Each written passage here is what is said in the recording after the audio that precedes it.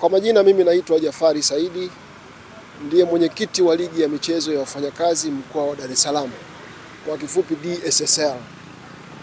Leo tunahitimisha mzunguko wa kwanza wa ligi ya DSSL kwa msimu huu wa mwaka 2025-26.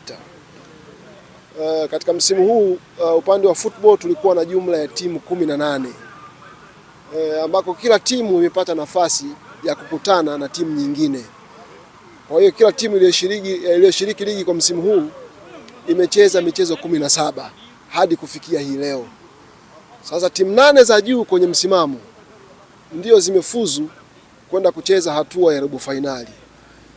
Kwa hiyo nitumie nafasi hii kwanza kuwapongeza timu zote ambazo zimeshiriki ligi kwa msimu huu, lakini zaidi niwapongeze wale ambao wamefuzu kwenda kucheza hatua ya robo fainali.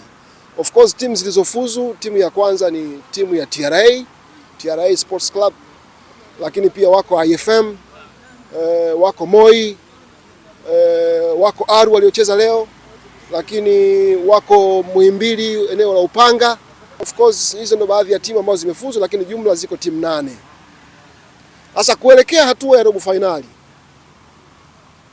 kwa mujibu wa roadmap tulionayo, timu ya kwanza itacheza na timu ya 8. Na timu ya pili itacheza na timu ya 7. Timu ya 3 unakwenda hivyo hivyo mpaka mwisho. Sasa sisi kama viongozi na kamati inayosimamia mashindano haya tumejipanga kuhakikisha kwamba fainali zitakuwa na ubora mkubwa ukilinganisha na huko tulikotoka. Kitu cha kwanza ni eneo la waamuzi.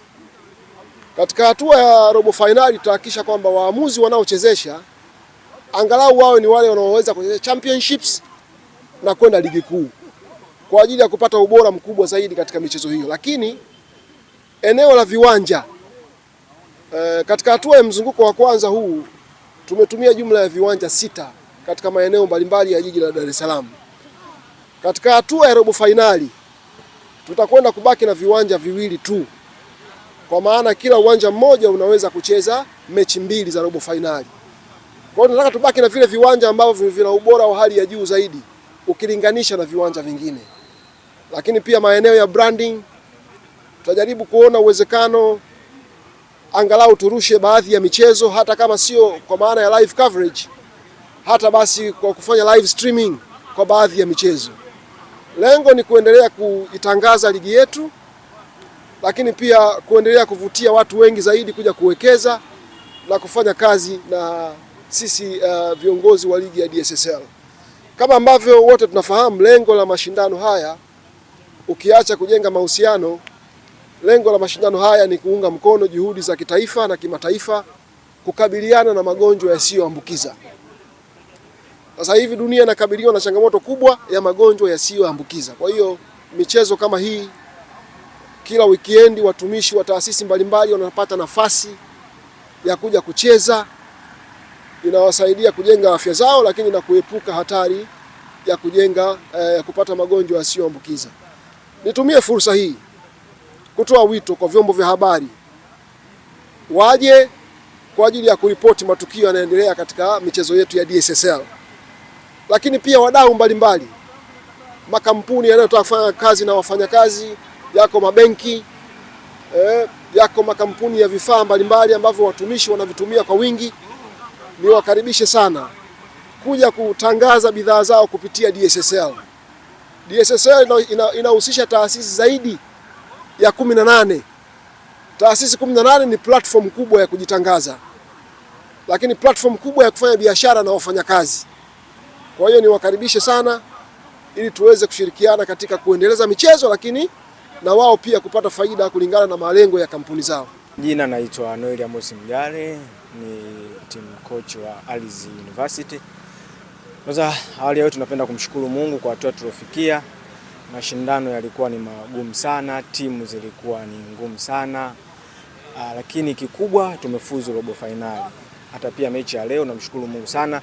Wenzetu IFM walituzidi kwenye ufundi, japokuwa tumepoteza lakini walituzidi kwenye ufundi. Wenzetu walikuja na walikuwa wanashambulia sana. Sisi tulipanga tushambulie, lakini kutokana na uzuri wa wachezaji, majeruhi, kwa tukabadilisha game tactics. ikabidi tubaki chini fanye mid blocking, lakini wenzetu walikuwa vizuri sana kwenye tactics. Walikuwa wanatumia sana wings, walishambulia sana katikati, walimiliki sana, midfield walikuwa vizuri.